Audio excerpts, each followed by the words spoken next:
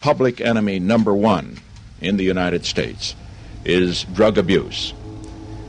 In order to fight and defeat this enemy, it is necessary to wage a new all-out offensive.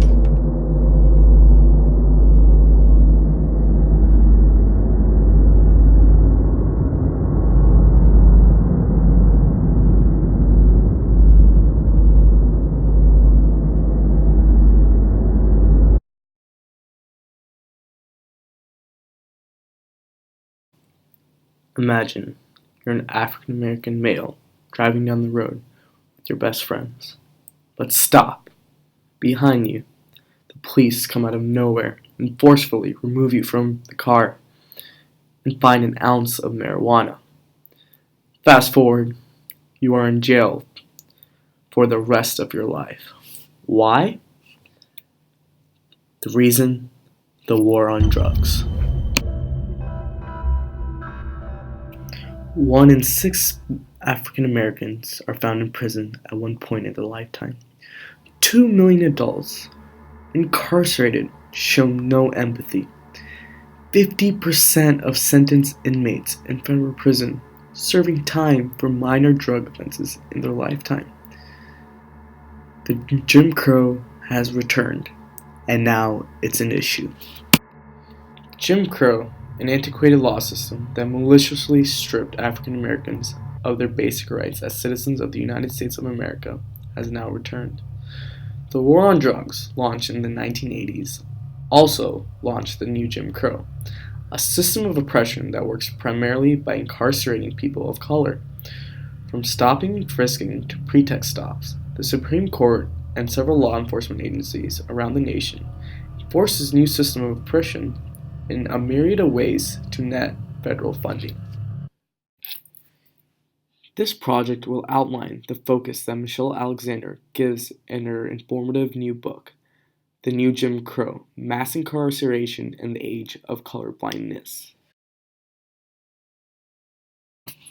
During Reconstruction, the period after the Civil War, the 13th, 14th, and 15th Amendments gave Black Americans freedom, citizenship, and the right to vote.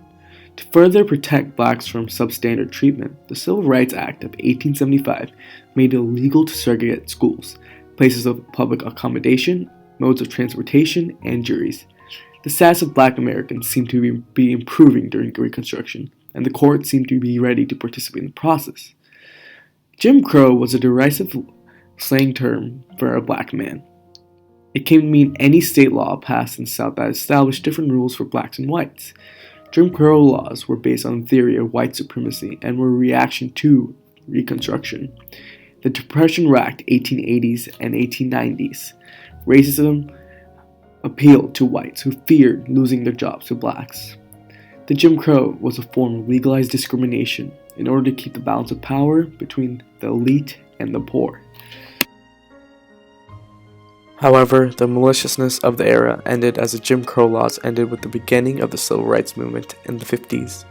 Activists like Rosa Parks and Martin Luther King Jr. did everything in their power to gain equal rights for minorities across the nation.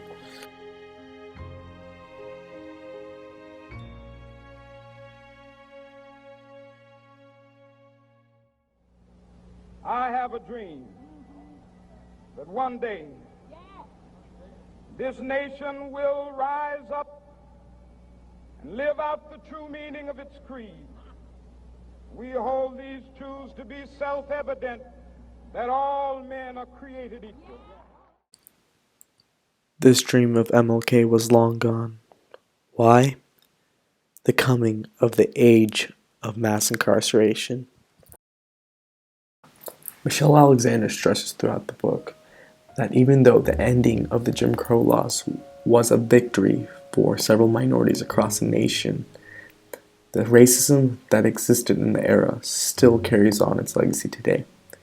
And this can be seen in the whole notion of cracking down on time as it became more prominent and the war on drugs was constructed, creating another dilemma for the African American population and several other minorities. Most low-level drug kingpins were minorities who aren't able to obtain jobs, some due to their inept education levels and the combination of discrimination in the workplace. As the war on drugs gained national attention from the whole country, it was hard to counteract at that point. Now the focus has been switched to locking up any drug dealers who constituted a threat to America. Alexander discusses on how slavery revolutionized into this idea of mass incarceration and how the roots of Jim Crow have only grown stronger and have become a part and integral of the American system. Michelle Alexander provides a description of what happens when this group of undercaste are released out of prison. When these convicts return from prison, they lack the education levels and the skills to compete in the labor market. Additionally, convicts have virtually no chance when they check the box on any sort of employment or housing application. This causes them to revert to their old practices, creating a continuous loop of the mass incarceration. Another argument, the absence of an incarcerated family member places stress on the family and creates little financial flow of income, causing expenses required to stay in contact to pile up. Mass incarceration creates a continuous loop of distrust in the community that strains the social organizations of several minority communities, creating a more hostile environment to live in. Incarcerated felons are maliciously stripped of the right to vote, and these factors are a description of the tremendous damage that mass incarceration entails. Michelle Alexander has a message. It is important to voice our opinions about this matter because it is the only thing that will make a difference and create policy change. Thus, this issue must be brought to light in order to hear the plight of thousands of oppressed minorities across the country. The country must come together in order to provide the assistance that these people deserve, and in the process, hopefully creating a newer, more efficient, and happier America.